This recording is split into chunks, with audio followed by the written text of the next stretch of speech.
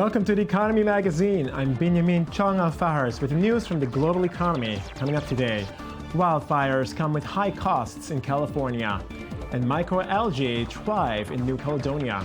First, the headlines. U.S. Secretary of State John Kerry and Mexican President Enrique Peña Nieto met in Mexico City on Wednesday to boost cooperation in innovation and research. Kerry said the U.S. is deeply committed to elevating its partnership with Mexico on innovation and entrepreneurship and clean energy. He called on Mexico to go beyond its traditional economic relationship with its neighbor and innovate with the U.S. 80% of Mexico's trade goes across the border to the United States. Our challenge is clear. In the past, we used to trade together. Today, due to trade relationships, we build together. In the future, we want to innovate and invent together. China's top economic planner on Thursday invited foreign investors to participate in infrastructure projects that were formerly closed to private investment. The National Development and Reform Commission listed 80 projects as part of Beijing's plan to allow private capital in sectors previously dominated by state companies. The projects include railways, gas pipelines, telecommunications, and clean energy. And as Beijing welcomes foreign capital to boost future infrastructure, the preliminary Purchasing Managers Index from HSBC showed a rise to a 5-month high of 49.7 in May. While the manufacturing data is higher than April's final reading of 48.1, it remains below 50, indicating contraction.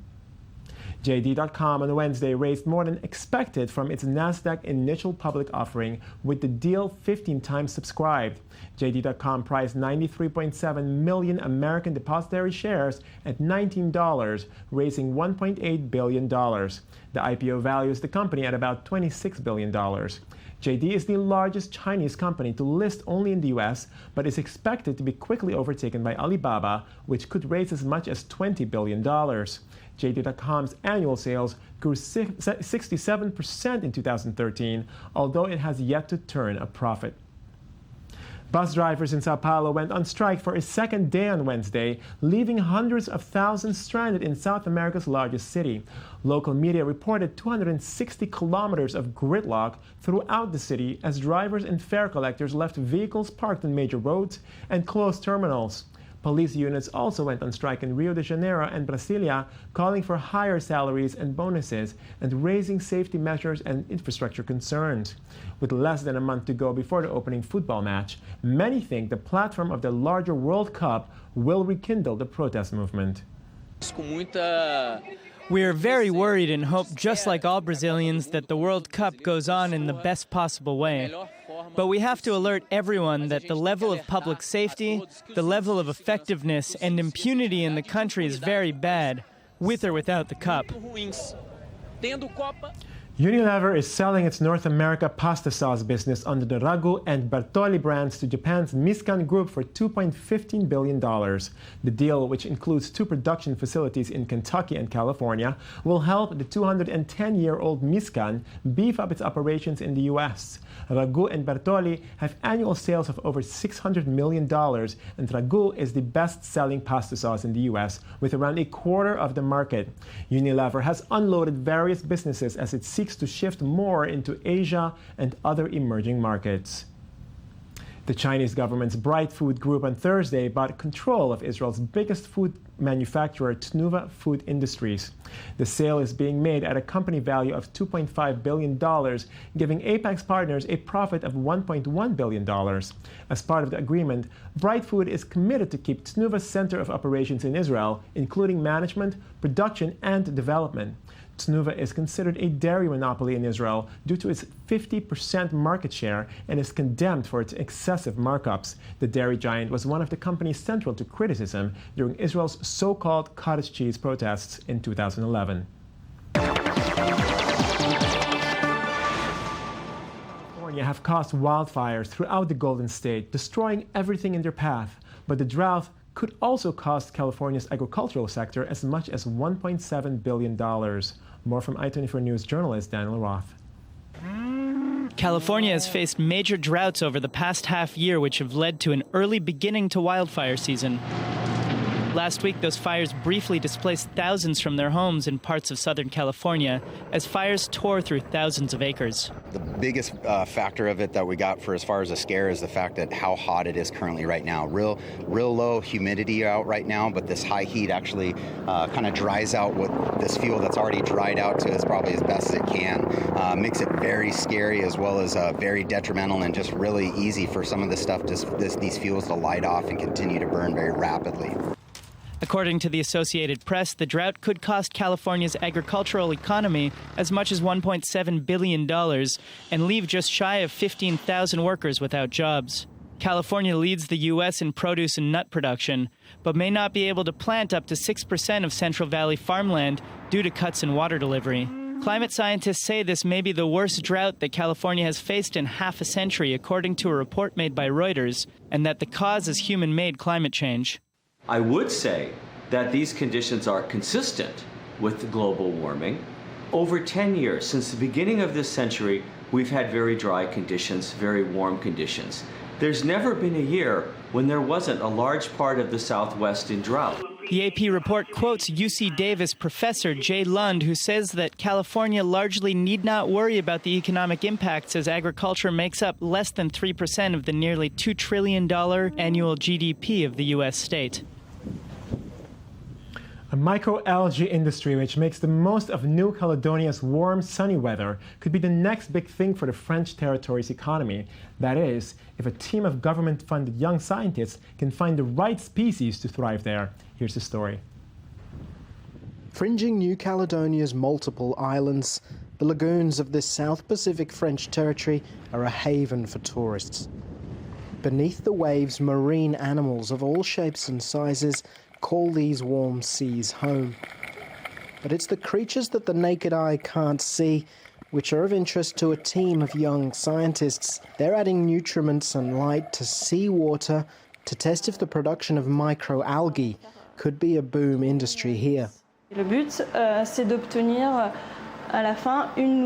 goal is to obtain one or two species which grow the fastest. We'll take a selection, and the only criteria is how fast it grows. New Caledonia has plenty of sun and warm seas which don't vary greatly in temperature over the year. We can produce all year long, so it could be a good advantage to be competitive on the different markets we want to target. End uses, depending on the species, can be in cosmetics, food supplements, biofuels to battle climate change, or most likely to begin with, agricultural feed. On the other side of the Coral Sea, Australian experts say that with no need for fresh water, the global potential is huge. We can see endless opportunities for microalgae and the diversity of microalgae to have products that they produce very, very cheaply and in a sustainable way. Stage 2 of the New Caledonian project, growing it in pools, should be underway towards the end of 2014. Tourism could soon have a challenger when it comes to making money from New Caledonia's crystal clear waters. I'd really like to go to New Caledonia, but I think we have to join Daniel Roth for Media Watch. So Daniel, I understand we have even more about the New York Times today. Yeah, we touched on this yesterday, but it's really such a thick story. There's so much to talk about here. The New York Times had leaked this report, or someone leaked this report from the New York Times that essentially explains all of their findings over half a year of what will it take to get them, the New York Times, perhaps the preeminent print news in the world, right, into the digital age, how to get them digital. Which makes me wonder really if it still is the preeminent print, considering, that they're so behind. I mean, like, they're just understanding that there's an internet. Like, I don't get it. Yeah, look, they have such a plethora of tools at their disposal that they just don't know how to use. Yeah. They have everything they need is there. The report found that they don't know how to use it. Just primarily. Don't know what to do with it. Right. They found it. They have for traditional knowledge, common sense would tell you that the front page is where most readers go. Right. In print, that's true. You open up a newspaper and you go to the front page. On digital, only a third of readers go to the front page of the New York Times. That's curious. So what did they say? They go directly to a particular article? And that's because most people are using social media to connect each other to stories that they'll be interested in. Right. And something that's interesting is that 60% of BuzzFeed's traffic, BuzzFeed, which does much, much better online than the New York Times, comes from social media. New York Times only gets about 10% of its traffic from there. Still, people are searching on Google. They're looking for a story they want to get to, and they go directly to the page. They're not going to the front page, by and large. 66% of people aren't going to the front page. And this is something that they're just learning now. They're just now, in 2014, discovering how to use the internet? Yeah. Are you telling me the truth here? A little bit. Another example, they have archives from 150 years, since the 1850s. Right. And they had this story on the subject of the film 12 Years a Slave that Gawker, another online news source, found in the New York Times archive before New York Times did. And Gawker printed the story. They said the New York Times had this great piece literally from then. Wow. And the New York Times didn't have it. They don't know how to use the tools that they have at their disposal, and that's the number one lesson. Another example, TED Talks, these lectures, online lectures, said if the New York Times ever wanted to get into that business, TED Talks would be done. They wouldn't know what to do. Another major lesson that they're learning is that there's no synergy between the newsroom and the business room. For example, huge story on a homeless young woman who lives in New York that was really interactive. It was it made a huge splash across the world. Yeah. The marketing teams at New York Times had no idea that this was coming out. No idea. And they put it out, this huge story, enormous amount of investment, really interactive, using the kinds of tools that you can use, photography really beautifully made. But the marketing team had no idea it was coming out. Now, has there been any comparison made between the New York Times and other big established, news, media outlets, whatever? I mean, I don't get it. I just don't get it. I mean, is it based on the fact that they're just so big that they can't, figure out how to work together? The big lesson here is that print media is different. It's like, when you're trying to understand what is media, what the medium of print is different from the medium of digital. Right. And it's important, and most people look at the internet and they see a page on a screen. And it's important to understand that that's not what we're looking at. We're looking at an interactive device. Right. So videos, photos, comments, talkbacks, hyperlinks. Hyperlinks is a 1990s word, I know, but this is, we're not looking at something that is just a page, and that's how print media makers see the internet. So it's really a question of getting into the digital age.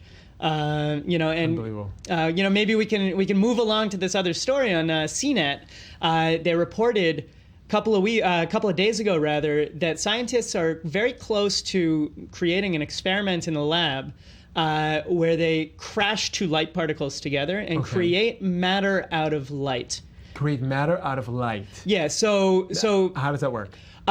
It works. I mean, the product is like you might see on Star Trek or something, where you talk to a computer and say, "Make me a sandwich," and the computer, and out of nothing, a sandwich will appear. Okay. But we're talking about light and matter. I mean, we're talking about color. We're talking about just anything. We're talking about theoretically anything. Right now, it's just they'll be able to make a matter particle out of light, which is big enough for us now. We can relax and take that. But actually, in the real, that's right now, it's kind of science fiction still in the theoretical range. But 3D printing, this is real, this is here, this is today, and it's actually having major effects on the economy. Sure. The thing is just, I mean, you get these people who buy these, 3D printers and just put everything in there and just copy everything. But at the end of the day, I mean, you get things out of there that could potentially work and whatnot, but they're all made of the same material. Right. We're not exactly talking Star Trek here. Right, and there are companies experimenting with other materials. Yeah. There's a company that's working with clay right now, but by and large, it's mostly the same material, and it is changing the way we think of manufacturing because now machines can actually make the actual materials. Retail, you may not have to go to a store to buy the latest shoes. You may be able to literally print them out at home. So it's actually going to change the nature of manufacturing, the nature of retail, the nature of how we interact and what kinds of jobs are available. Wow. It may be that the people working on assembly lines now will be working on fixing 3D printers in Very the future. cool. Wow. These are the kinds of changes that we're looking at. Nice. All right. Then Daniel, on that note, I guess maybe we can put you in the 3D printer and we can have two of you. That would be wonderful. Okay, but we have to stop here. I'm Benjamin Chongo Faris. Watch us again tomorrow and have a good weekend.